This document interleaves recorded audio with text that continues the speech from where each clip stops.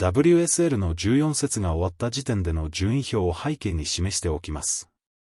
チャンピオンズカップの関係でアーセナルとレスターが1試合未消化ですが、2位から5位までと、下位の4チームの団子状態はしばらく続きそうですね。チェルシーの大敗の他に印象に残ったのは、ユナイテッドが好調を維持していること、スパーズがなんとか逆転して食いついていること、エバートンがホームでやっと片目を開けたことでしょうか。5試合すべてのダイジェスト映像と、最後に、BBC によるシティ対チェルシー戦の解説の映像をおまけにつけておきます。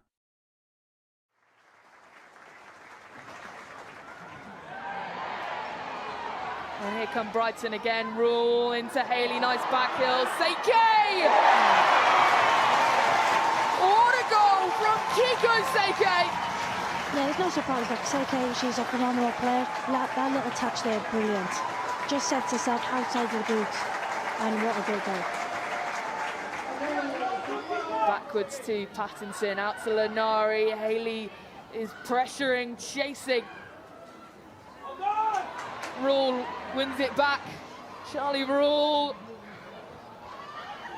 Yeah, Rule's done fantastic in that wide area, especially in those 1v1s. Oh, lovely ball from Fernandez though, and now Godfrey has a chance. Oh, it's an own goal.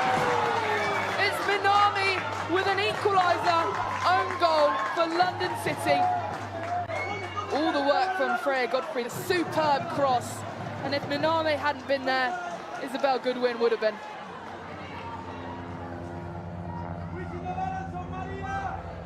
Beats her marker, Seike and Nordham! Oh, hits the post! And booted clear. Well, that so easily could have given them the lead once more. Yet again, Seike's in the build-up. You know, she does so well. And now London City charging on the counter.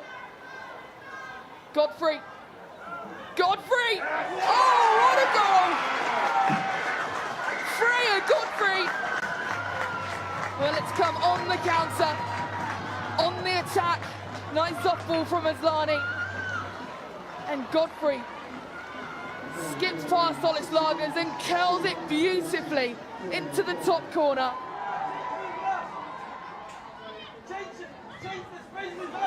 Ball pass out though, Seike in here. Skips past Lanare, Seike! Oh, she's put it wide. How on earth did that not find the target? Great work from Haley making it hard, and look, Seike on a different day, look, she would usually put that right in the back of the net. Here's Holt, will she think about having a go? Trying to cut back inside, maybe regrets not having a shot now. And for pretty much the first time, West Ham on the attack themselves, down the left-hand side. Asai gets the better of Koga, who slipped over. Vivian Asai, oh, that was a clever ball. It comes out wide though, and into the centre, and surely, my goodness me, against the run of play on their very first attack. Shakira Martinez has put West Ham 1-up on Tottenham. Great run from Martinez to open the space then to be able to find, and it's the ball across the 6-yard box, and Martinez almost unmarked. Taken quickly to Ueki, and here comes Martinez again. Lovely pass through to Asai. Is it going to creep over the line? Koga's there. Wow, Koga to the rescue. Asai's shot just dribbled underneath Lisa Cott.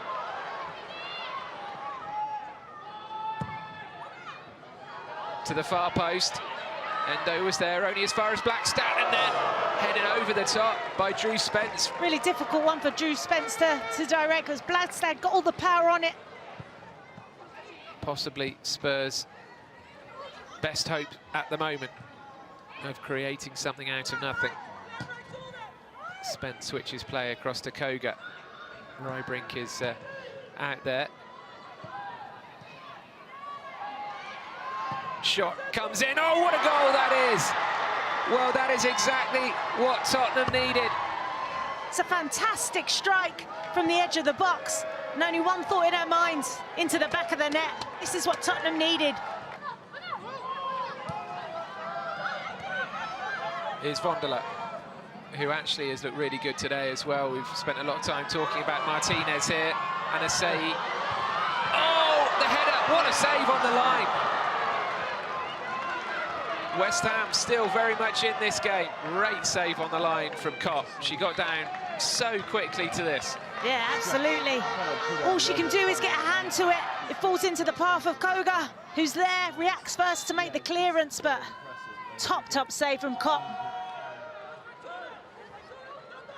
Here's Tuva Hansen. And she's conceded possession, it falls to Holt. Oh, what a goal. We have seen two absolute beauties from Tottenham. She hits it perfectly, right foot with the laces, and it's spinning. It's always spinning away from Megan Rolsh into the inside of the net. It's a fantastic strike. Well, that was brilliant, wasn't it? Worth the entrance fee alone, as they say.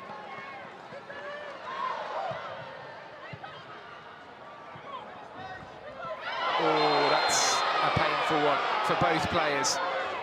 Spence and Ueki going in for a 50-50. Both their feet were high. In fact, Spence catches Ueki virtually in the ribs there. Spence sent off. And then it's no doubt it's a high boot there. Boots high, and unfortunately for Drew Spence, her afternoon's cut short.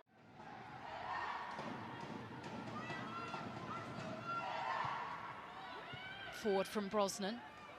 Quick ball out from Wheeler. Oh, the pass in field is one that's collected by Salmon. This a real chance for Aston Villa, and they take it. An error from Everton, latched onto by the visitors, and Ebony Salmon puts Aston Villa ahead at Goodison Park. Firstly, you've got to credit Salmon for the finish, but the one person that you would have never expected to make the mistake, who's been so consistent, is Mace. You know, it's a time and a place, but 1v1, you know then Salmon's going to be heavy favourite. You see here, she's licking her lips, you know, against Fernandez. Little drop of the shoulder, and it's a great finish into the side netting.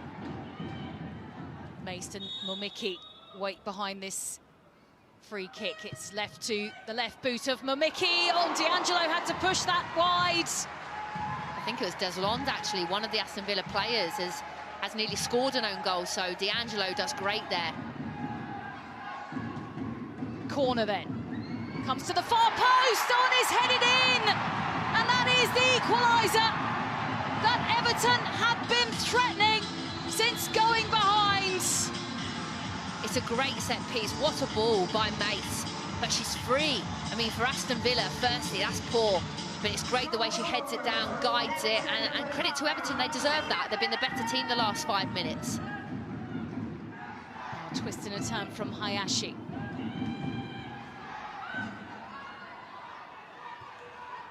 There's a break now by Aston Villa. Is Hansen going to carry on going? She squares it instead to Mullet. It'll come back to her. She gets another chance. And somehow hooks it wide. Mullet has 3 opportunities there to score, and the third one is the big one. It's an open goal. You have to score and make it 2-1 there.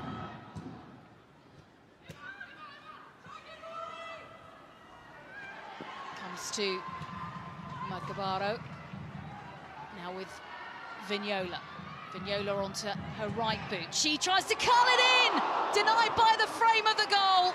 You can see she wants to get onto her right foot. Probably Patton needs to do better there to stop that.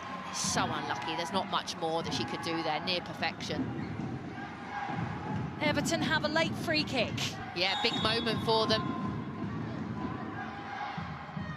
Left to Mace. Mace to the far post again.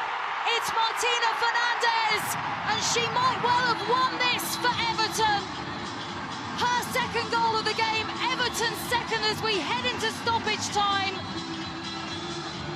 For Aston Villa to allow the same player to be free back post for the second time, you can't allow that to happen.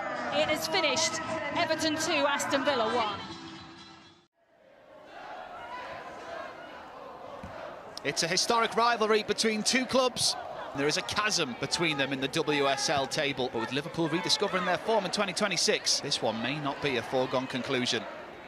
There's Turland, first chance for Manchester United. Strong strike, 42 seconds on the clock, and Jennifer Falk already called into a save. Excellent pass down the right-hand side. Zighiotti has to get this right. It's cut back. It's a heavy touch by Nalsund. Park's in support. It's Jess Park. Turland. Nalsund. It's patient and it's Mallor. Manchester United trying to walk it into the net. You just wonder whether a little bit of frustration creeping in for Manchester United. Now they're expected to kind of start this game and be fully on top, but it's been quite even so far. Here's Mallor. Oh, that's over the head of the defender. Park. She cuts it back. Nalsund! Manchester United have the breakthrough. 6 minutes into this second half, and United take the lead. You know, there was warning signs of this when Manchester United came out in that second half, and Jess Park's been the creator of that. But it's a fantastic finish. Just arrives in the box. You can see she's calling for it. No one's marking her. That cut back from Park, and that finish from Nalsund. It's fantastic. Kerry Holland with the corner. And it goes. Tullis Joyce comes, flaps. It's loose. It's somehow over the line. Liverpool have their equaliser, and it's Alice Bergstrom. I think it's Tullis Joyce. She's not happy with the pressure that Bergstrom's putting on her, and there's a melee of bodies inside it. May Le Tissier can't clear, neither can Mallard. And for me, it's poor defending all round, I think, for Manchester United. O'Sullivan pushed in the back by Zighiotti, no foul. It's Lisa Nalsund again for United. An instant reply. Well, Liverpool weren't level for long. Lisa Nalsund at the double. Yeah, Liverpool won't be happy with the way this is being conceded. It looks like a shove in the back from Zighiotti on, but Manchester United continue to play, and fantastic finish from Nalsund on the edge of the box. Just confirming those changes, it's Langerheim, Schuler and George who all came on. Manchester United looking to seal it here, which they do. Fridolina Rolfo with the tap in at the near post. It's a fantastic bit of combination play out on this right-hand side. Lundqvist gets her head up, and it's a fantastic first-time finish. And she just gets her head up, pulls it across goal, and Falk can't do anything about that. Instinctive left foot first-time finish. Glory goes the way of Manchester United.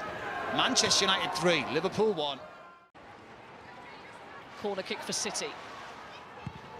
Kasparov with the outswinger towards the near post. It's cleared only as far as Kolene! Strikes City into the lead with a sweet strike from Kolene. Decent ball in from Kasparov, just never dealt with. Lovely little flick on, but 1-2.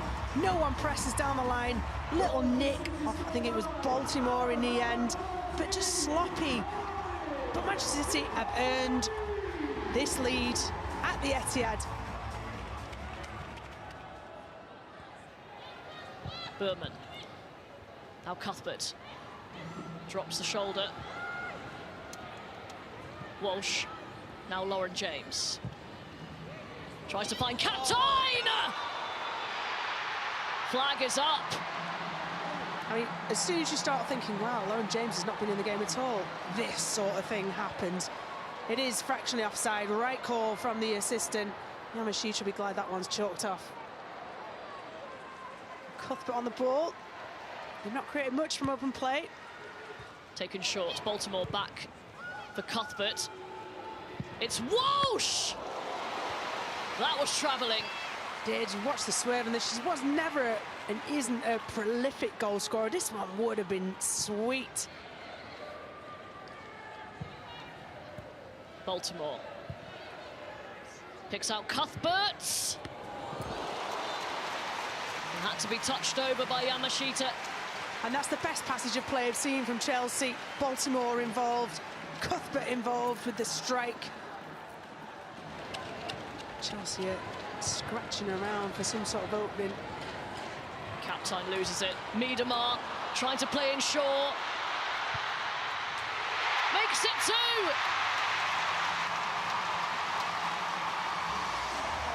Pickpocket stuff, isn't it? Sloppy from Chelsea. The field, Hasegawa does brilliant, and it's Miedemar, and who are you going to back in a fight to win that ball? Bunny Shaw, probably not technically how she planned it, Little slip, but Miedemar, the weight of that ball, and there's only going to be one winner in that, and Bunny Shaw extends her lead. Cuthbert for James. Cuthbert, good distance on the punch from Yamashita. Carpenter with the strike, and Caroline is onside, well inside her own half. Will cut across Kira Walsh. It's Caroline! Superb! The pace, the power, the precision, and the finish. Spaces will open up, and it's a counter-attack. Lauren Hemp feeds the ball through when every Chelsea player had gambled on getting a goal back and getting themselves back into this game. Caroline burst past. Kira Walsh could do nothing, and this was sweet for Caroline. Will be first back-to-back defeats in the WSL for Chelsea since 2015. This will feel so good for City. And Chelsea are totally exposed once again. Caroline on a hat-trick. It's Caroline! Well, if you weren't aware of her quality before, everyone inside the Etihad is now. This is new territory for Chelsea, but it's all about the break. Lauren Hemp's the expert provider. Caroline today, the expert finisher. 3 for her. The end for Chelsea. And a dominant performance, showcase of the confidence, the elevated belief levels of Manchester City. Chelsea fans are unusually subdued, not having the greatest of days. Right header finds Thompson. Now Nusken. Drops finally for Thompson! It's a tremendous strike. So Chelsea on the board. Oh, it's a lovely strike from Melissa Thompson, just wants it on her right foot. Little fortunate to get the ball, but cuts it precisely, beautifully across Sam Coffey, and a thunderous strike past Yamashita. Kasparai. Oh, it's there! At the near post! Viviana Miedemar restores City's 4-goal cushion. Chelsea blown away by the light blues of Manchester City. After 6 seasons of dominance, was this the day Chelsea's crown officially slipped? Manchester City go 11 points clear at the top of the table. They really were clinical when they had the opportunities, Tash, weren't they? The front four were fantastic today. They really were. Everything about their play is why City ended up winning the game. And you can see here, Hemp starts the press. But just watch. Locking on. Caroline locking on. Here, the communication from the back as well, pointing. Midfield looking to lock on here. And you can see they're setting a trap. It's a 3v1. And Millie Bright, with her experience, has to miss the trap out, but she doesn't. She plays straight into the trap. Captain, in my opinion, as well. Yes, it's a 3v1, but a good midfield player recognises where the pressure's coming from. And as the ball goes into her, she has to roll out the other way. Instead, she rolls in to Hasegawa. It's a great nick. And then no one else in this league does that way to pass like Miedemar. They would find Bunny Shaw's feet, but she doesn't. She knows that she's got the beating of Germa physically. Unbelievable. She should never be favoured to win that ball. Naomi Germa should be favoured, but Bunny Shaw just uses her power and her strength. And we see here it's 2-0 for context at this point. So Chelsea's still in the game, but they've got all of their players within the opposition's 18-yard box from their own corner. So they've got nobody back at this point on the halfway line. But what we can see here is Caroline set up, ready to go. Carpenter's just on the edge. So again, as the ball gets delivered in, the punch happens. What we should highlight here is Hemp's hunger to win that 50-50 battle. And Manchester City, that was the story of the game for them. They did that. But James, for me, either doesn't see Caroline running off her back shoulder, or it's lazy defending for me, because as it unfolds, we see what happens. Caroline just spots that there's nobody on that halfway line. Hannah Hampton hasn't come up any higher to close that gap. And it's a fantastic run from Caroline, and the chip over the top to finish it off. And they just recognise the space. Won the duels time and time again. Here, lose the duel. Walsh has to recognise that Germa, the centre-half, is out of position. Can she fill in? If not, Can Bright tuck round, Baltimore tuck round to fill in this space? They do neither. Then what happens? Again, decision-making. Ellie Carpenter's such an experienced defender. Cruyff turn in this area when you're out of shape. Then they exploit that. But what I love is the movement here, in between, off the back shoulder of Millie Bright. She knows that Millie Bright's going to have to engage at some point, but then it's the weight and timing of this pass. It's beautiful, it really is. All round, City were phenomenal, and really those front three were frightening. I'm shaking my head as well because I'm looking at the defender from Chelsea because the communication, for one, looks poor, but also the recovery runs. I'm asking you to break your neck, get back in, recover as defenders and work hard for each other as a team. And I question whether they were doing that in some of the clips today from today's game.